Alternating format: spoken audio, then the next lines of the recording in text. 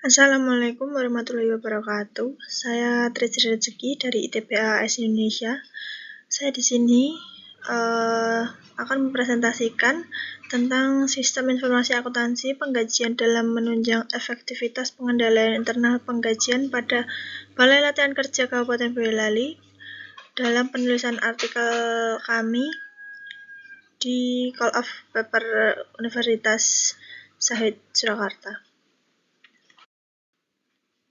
Landasan teori yang kami gunakan, yang pertama, sistem pengendalian intern adalah kegiatan meliputi alat-alat yang digunakan manajemen untuk mengadakan pengawasan. Yang kedua adalah gaji. Gaji merupakan suatu penghargaan dari usaha pegawai atau tenaga kerja yang diberikan oleh suatu instansi atau perusahaan. Yang selanjutnya adalah sistem informasi akuntansi, yaitu kumpulan dari subsistem-subsistem yang saling berhubungan satu sama lain dan bekerja sama secara harmonis untuk mengelola data keuangan menjadi informasi keuangan yang diperlukan manajemen dalam proses pengambilan keputusan bidang keuangan. Yang selanjutnya adalah metode penelitian.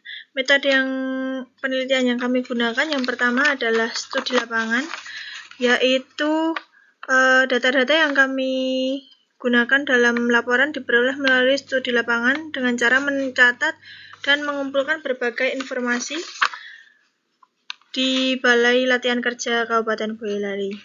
Yang selanjutnya adalah jenis data. Jenis data yang kami gunakan dalam studi lapangan ini adalah data kualitatif, yaitu data-data yang berbentuk kata-kata, bukan dalam bentuk angka. Yang selanjutnya adalah teknik. Teknik yang digunakan untuk pembahasan dan analisa adalah dengan studi pustaka, studi lapangan, dan studi dokumentasi. Yang selanjutnya adalah objek penelitian. Objek penelitian dalam penulisan ini adalah Balai Latihan Kerja Kabupaten Boyolali yang beralamat di Jalan Raya Boyolali Solo, KM 5, Dusun 2, Randusari, Tras, dan Boyolali.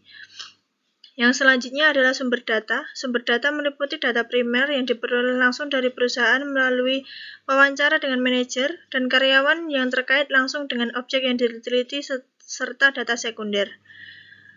Data sekunder dikumpulkan melalui catatan dan dokumen resmi perusahaan dan data yang telah diolah seperti sejarah singkat perusahaan, struktur organisasi, dan dokumen lainnya. Sistem pengendalian internal penggajian pada Balai Latihan Kerja Kabupaten Boyolali meliputi organisasi. Organisasi memiliki fungsi membuat gaji yang telah terpisah dengan fungsi keuangan. Fungsi keuangan bertugas membuat bukti pembayaran yang berisi pembayaran untuk sejumlah gaji pegawai. Fungsi pencatatan waktu hadir tidak dilakukan oleh fungsi pembuatan daftar gaji dan upah. Yang kedua adalah sistem otorisasi dan prosedur pencatatan. Setiap pegawai yang namanya tercantum dalam daftar gaji memiliki keputusan pengangkatan sebagai pegawai instansi yang ditandatangani oleh fungsi kepegawaian dan kepala dinas. Setiap perubahan tarif gaji karyawan karena perubahan pangkat atau jabatan harus didasarkan dengan surat keputusan dan persetujuan dari kepala dinas. Yang ketiga adalah praktik yang sehat. Praktik yang sehat ditunjukkan dengan perhitungan pajak penghasilan pegawai, rekonsiliasi dengan catatan penghasilan pegawai, yaitu PPh pasal 21 dihitung oleh instansi berdasarkan data penghasilan pegawai setahun yang dikumpulkan dalam kartu penghasilan pegawai. Yang kedua, pembuatan daftar gaji diverifikasi kebenaran dan ketelitian perhitungannya oleh bagian akuntansi sebelum dilakukan pembayaran. Yang ketiga, catatan penghasilan pegawai disimpan oleh fungsi kepegawaian. Yang keempat, masing-masing bagian melaksanakan tugas sesuai dengan tanggung jawab yang telah diberikan. Efektivitas pengendalian internal penggajian dapat ditunjukkan dengan pelaksanaan unsur-unsur pengendalian internal pada Balai Latihan Kerja Kabupaten Boyolali, yaitu lingkungan pengendalian. Lingkungan pengendalian dapat ditujukan dengan nilai etika dan kejujuran, serta komitmen terhadap kompetensi. Yang kedua, risk assessment atau perkiraan resiko.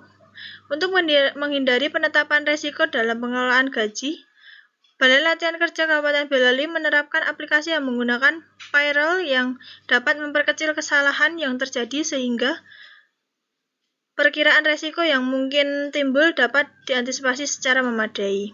Yang ketiga adalah kontrol aktivitas atau kegiatan pengendalian. Kegiatan pengendalian yang dilakukan yang pertama, pemisahan tugas yang cukup. Yang kedua, prosedur otoritas yang jelas. Yang ketiga, dokumen dan catatan yang memadai. Yang keempat adalah informasi dan komunikasi. Sistem informasi dan komunikasi di Balai Latihan Kerja Boyolali sudah cukup memadai sehingga manajemen mendapatkan informasi yang relevan, tepat waktu, dan akurat. Yang kelima adalah monitoring atau pemantauan. Pemantauan dilakukan secara berkesinambungan mengenai aktivitas penggajian dan dilakukan evaluasi secara berkala terhadap pengendalian internal. Serta apabila terjadi kelemahan atau kesalahan dalam kegiatan penggajian dapat segera diatasi.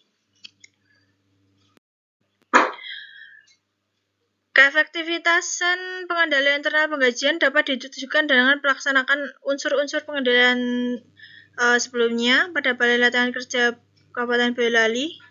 Berdasarkan penerapan unsur-unsur pengendalian internal yang telah diuraikan, maka Balai Latihan Kerja Kabupaten Boyolali dinilai telah efektif dalam melaksanakan pengendalian internal penggajiannya.